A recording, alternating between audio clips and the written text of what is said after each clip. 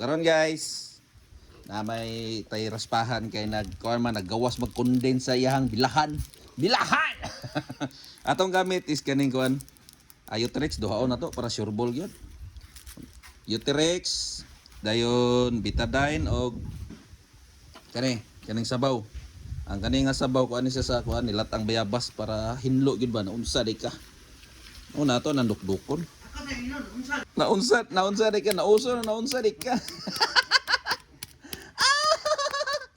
Kasan dukdukon guys para madugmok baron dali ra matunaw.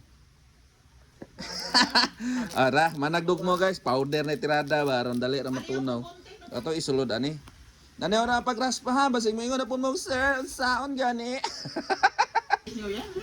Hurot ato na igsulod diri guys na itong ngunit tagtarong kay basing huwad sayang po kina dayon kaning nilatang dahon sa bayabas init pa gamay guys tapos betadine anara na basic ra gina isud na to di ha sudla na to gamay lang mga litro. Una ta dongagan na ta. Okay. So pagkahuman guys, shake na to naunsa. Shake ba ayaw ipaduol ra ana ha kay lain na pamati ana ula dapat babaw gyud kay lahi.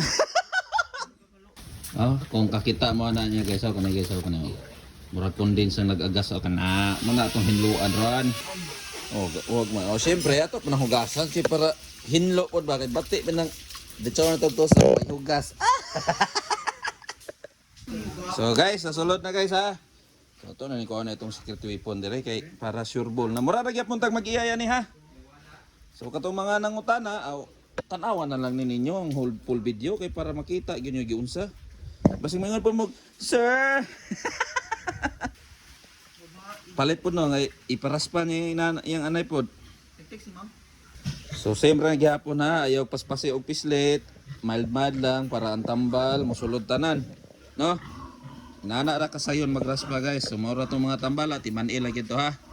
Una, Uterex, betadine, dahon sa nilatan nga bayabas. Sabaw dahil, sabaw.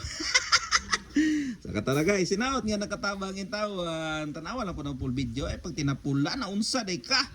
Na chulaon di karon.